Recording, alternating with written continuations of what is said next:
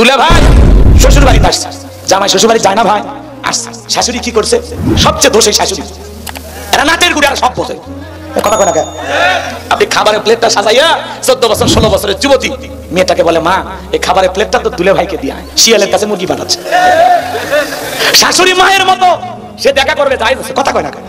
শাশুড়ি জামাইয়ের কাছে যাবে, খাবারের প্লেট দিয়ে গল্প করে, বাবা জামাই তুমি কেমন আছো, ব্যবসা বাণিজ্য কেমন চলতেছে, আমার মেয়েটা কেমন আছে, আমার নাতনি কেমন আছে, বাবা নিজের শরীরের যত্ন নিও, দিন দিন চেয়ারটা ভেঙে যাচ্ছে। শাশুড়ি মায়ের মতো দুটো গল্প করবে, দুটো খিলাবে, জায়েজ আছে, জায়েজ আছে, কথা কয়। আর শালিক ফেলে দিছে, কত বড় আহাম্মক এই মহিলা, কথা কন না। শাশুড়ি যারা আছেন শোনেন, আপনি আপনার জামাইকে খাইতে দেবেন, খবরদার আপনার যুবতী মেয়ে যেন তার দুলা ভাইয়ের সামনে না যায়, কথা কন।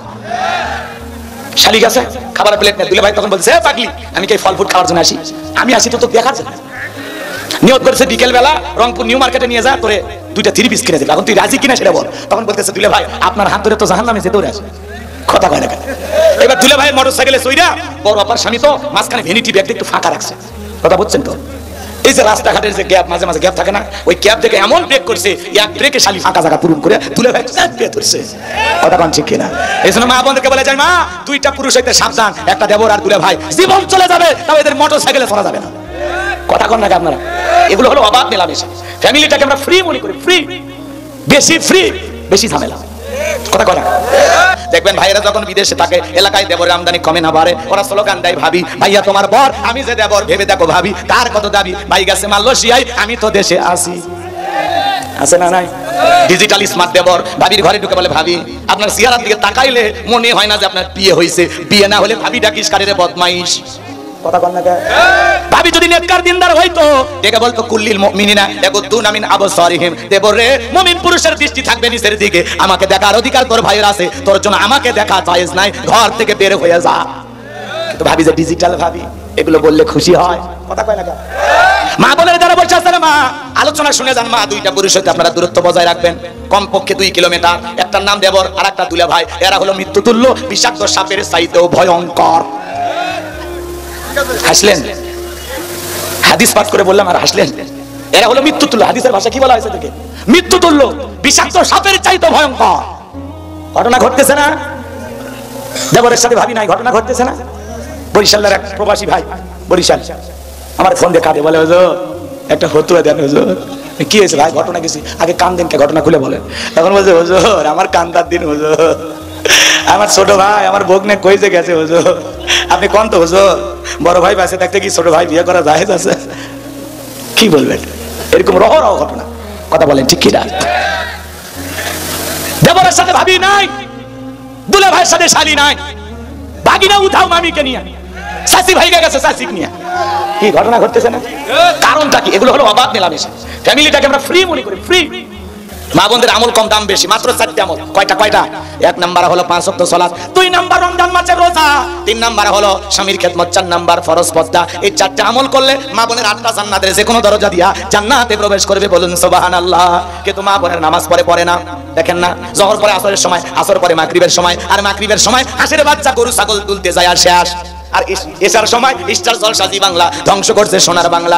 অবশ্য রংপুরের মহিলারা সিরিয়াল দেখে না, এরা আগে বাকি কিরণমালা দেখে না।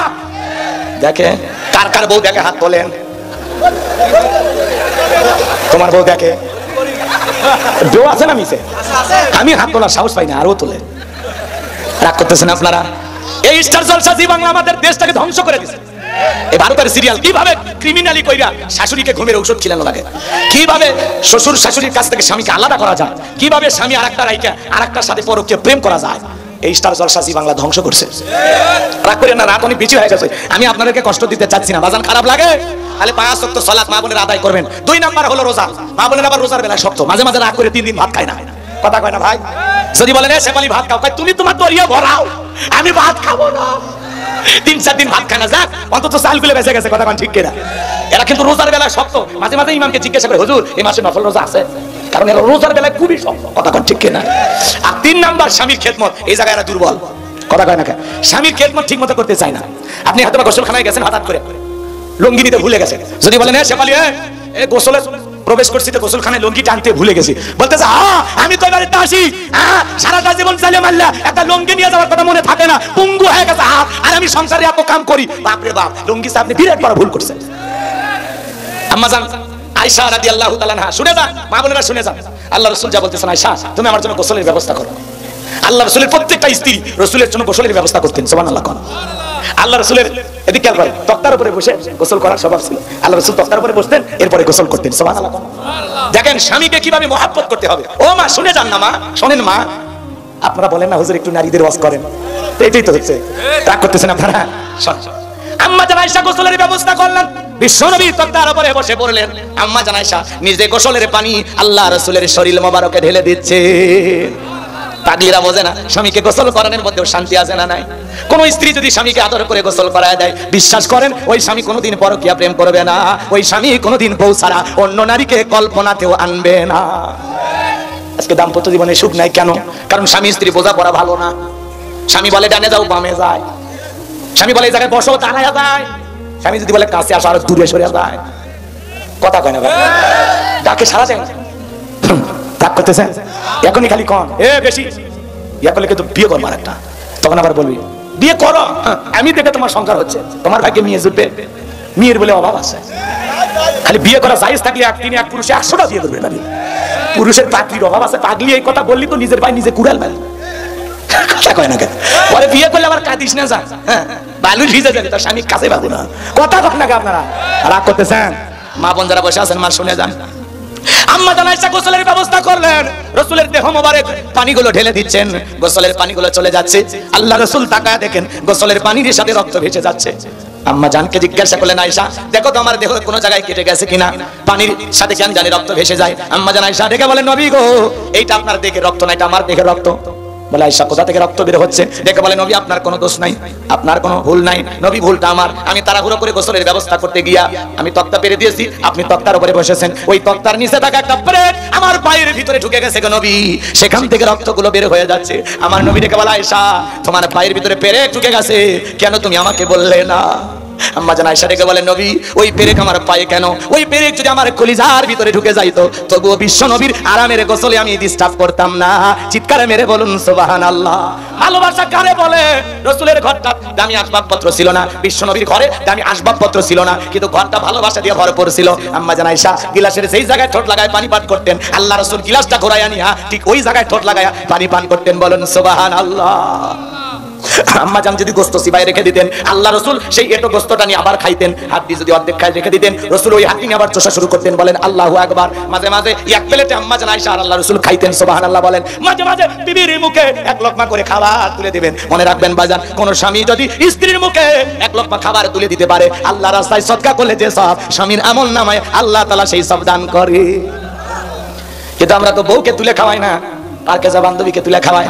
রংপুরের সাতমাতার মরে যায়, পার্কের মরে যায়, বলে মামা ফুসকাতে একটু ঝাল বেশি দেন। কথা কেন? 2 বাটি ফুসকা একটু ঝাল বেশি দেন। 2 বাটি ফুসকা নিয়ে বন্ধু আর বান্ধবী দুইজন বসে আছে, প্রেমিক প্রেমিকা, ছেলেও খায় না মেয়েও খায় না। কথা কয় না? ছেলে তখন বলতেছে তুমি খাও, তখন বলতেছে এত কষ্ট করে মা বাবার চোখকে ফাঁকি দিয়ে একটু সময় নিয়ে আসলাম, তুমি কি তোমার হাতে একটু তুলেও খাওয়াবে না? ছেলে কয় কলিজাই লাগছে রে, কলিজাই লাগছে। এই কথা বলে ছেলে এখন ফুসকে তুলে মেয়েটার মুখে তুলে খাওয়ায়। অবশ্যই একটা হজের সব পাইছে। কি সব না গুনাহ? সব না গুনাহ? তুমি বান্ধবীর মুখে তুলে খাওয়া, নিজের বউটারে তুলে খাওয়াইলি না। এক ছেলে দেখি ডাব কিনছে, ডাব কিনে ওই ডাবের ভিতরে বান্ধবী পাইপ লাগায় খাইতেছে। এই ছেলে আবার মেয়ের মুখের ভিতরে পাইপ লাগায় খাইতেছে। কি আপডেট যুবকেরা এখন, কথা কোন ঠিক কিনা? এই যুব সমাজ নষ্ট হয়ে গেছে, ধ্বংস হয়ে গেছে, বরবাদ হয়ে গেছে খালি মোবাইলের কারণে। মোবাইল চরিত্র শেষ করে ফেলে দিয়েছে। কথা কন না কেন? মোবাইলের ওজন কম, কিন্তু মোবাইলের মাধ্যমে পাপের ওজন অনেক বেশি। আমি কি বলবো? বলবো? কষ্ট হবে না? বলবো তো? রাগ করবেন না? দেশে মোবাইল আইছে, সিটি বন্ধ হইয়াছে, দিওয়ানা বানাইছে, পোলা মাইয়ার মনের কথা ভাসে বাতাসে। দেশে মোবাইল আইছে, সিটি বন্ধ হইয়াছে, দিওয়ানা বানাইছে, পোলা মাইয়ার মনের কথা ভাসে বাতাসে। ও দেখো পোলা পানের মন বাদা ফেসবুকে এখন, ও দেখো পোলা পানের মন বাদা ফেসবুকে এখন, মোবাইলে চ্যাটিং কইরা কাটায় সারাক্ষণ। এই মোবাইল পাইয়া দেখো মদনের মাইয়া, এই মোবাইল পাইয়া দেখো মদনের মাইয়া কি কাণ্ড ঘটাইছে, স্বামী সংসার আইকা নাকি পালাইয়া গেছে। কষ্ট পাচ্ছেন বলবো? ও দেশে টিকটক আসিয়া সব গেল ভাসিয়া, দেশে টিকটক আসিয়া সব গেল ভাসিয়া, সিদ্দিক সোরা নায়ক হইছে আইডি খুলিয়া। এই মোবাইলে হাই কি জাদু আছে ভাই, এই মোবাইলে হাই কি জাদু আছে ভাই, পোলা পান বুঝাছে পড়ালেখা তুইলা রাখছে সপ্তম আকাশে। কথা কোন ঠিক কিনা? যুবক রে খবরদার খবরদার, বিয়ের আগে অবৈধ প্রেম ভালোবাসা করা জায়েজ না হারাম। পিতামাতা পছন্দ করে বিয়ে দেবে যেখানে বরকত আছে সেখানে। মা বাবার অবাধ্য হয়ে বিয়ে করা যাবে না। 20 বছর বয়স নাক চিপলে মায়ের দুধ বের হবে, এমন যুবক বাড়িতে এসে বলে আব্বা রাজি থাকলে 1 চাপন না হলে 2 চাপন, উত্তর পারলা কি আমি বিয়ে করবই। পিতামাতা রাজি হয় না, অবাধ্য হয়ে পালিয়ে যায় বিয়ে করে। 3 মাস পরে ভালোবাসা জানলা ভেঙে পালিয়ে যায়। যুবক রে এমন অবৈধ প্রেম ভালোবাসা করা যাবে না। পিতামাতা পছন্দ করে বিয়ে দেবে যেখানে, মুরব্বিদের দোয়া আছে যেখানে, ভাগ্য খুলবে সেখানে। পিতামাতার দোয়া নিয়ে বিয়ে করো, মা বাবার মনে কষ্ট দিয়ে কোনো সন্তান কখনো সুখী হতে পারে। লম্বা হবে, লম্বা করবো না বাজান। এইবার বলে তিন মুখের মা বলতেছে বাবা রে তোর বাবা ব্যবসা বাণিজ্যের কাজে এতটাই ব্যস্ত থাকতো, মা বোনদেরকে নিয়ে কথা বলতে চাইছিলাম। তাহলে 3 নাম্বার কি বললাম? স্বামীর খেদমত করা লাগবে মা। এই স্বামী যে কত দামি মা আপনি তো জানেন না মা। আল্লাহ রাসূল বলেছেন এই পৃথিবীতে মানুষের যদি মানুষকে সিজদা দেওয়ার নিয়ম থাকতো, দুনিয়ার সব নারীকে আল্লাহ ওয়াদা দিত তারা যেন স্বামীর পায়ে সিজদা দেয়। বলেন আল্লাহু আকবার। এজন্য স্বামীকে আসামি বানা যাবে না। কিছু কিছু স্ত্রী স্বামীকে গোলাম বানায় রাখে, যে স্বামীকে গোলাম বানায় রাখে সে গোলামের বউ। কথা কয় না, স্বামী গোলাম হলে কার বউ? জোরে বলেন। স্বামীকে যারা গোলাম বানায় রাখে এরা গোলামের বউ, আর যারা স্বামীকে রাজা বানায় বাদশা বানায় সে রাজার রানী হয়ে সংসার করে। বুদ্ধিমতী স্ত্রী যারা স্বামীকে মাথায় তুলে রাখবে তারা। স্বামীর সাথে অসম্মানজনক আচরণ করা যাবে না, স্বামীকে কখনো আসামি বানানো যাবে না, স্বামীর মনে কষ্ট পায় এমন ব্যবহার কখনো করা যাবে না মা। কথাকে বোঝা গেল? আল্লাহর হাবিব তার মেয়ে ফাতেমাকে বিদায় দিতেছে, বিয়ে হয়ে গেছে কার সাথে? আলীর সাথে। কথা বলো। বিয়ে দেওয়ার পরে মেয়েকে স্বামীর বাড়িতে পাঠানোর আগে আল্লাহ রাসূল বলতেছে মা 2টা জিনিস কখনো আমি তোর মুখ দিয়ে শুনতে চাই না। 1 নাম্বার আলীর বিরুদ্ধে কোনো অভিযোগ যেন আমার কানে না আসে। কি শিখে দিচ্ছে? তোরে স্বামীর ঘরে পাঠাচ্ছি মা ফাতেমা, আলীর বিরুদ্ধে কোনো অভিযোগ আমার কানে যেন না আসে। আর 2 নাম্বার আলী কষ্ট পায় এমন কাজ কখনো তুমি করবা না। এরকম বাবা কি আমরা হতে পারছি? আমরা মেয়েকে বিদায় দিতে স্যার বলে সকিনা ঝামেলা হলে বাপের বাড়ি চলে আসবে, আমি জামাইকে বুঝাইয়া দেবো ও কোন পরিবারে বিয়ে করছে। কথা কয় না? মেয়ে কারো বুঝাইয়া দেয় একটু ঝামেলা হইলে চলে আসবে, একটু ঝামেলা হইলে আর 14 গোষ্ঠী বান্দার ব্যবস্থা করবো। আমি সিটি মেয়র, ওই জানে না কোন বংশে বিয়ে করছে। কথা কোন ঠিক কিনা? রাগ করতেছেন নাকি আপনারা? এইরকম বাবা যদি আপনারা হন তাহলে মেয়ে কখনো ভালো থাকবে?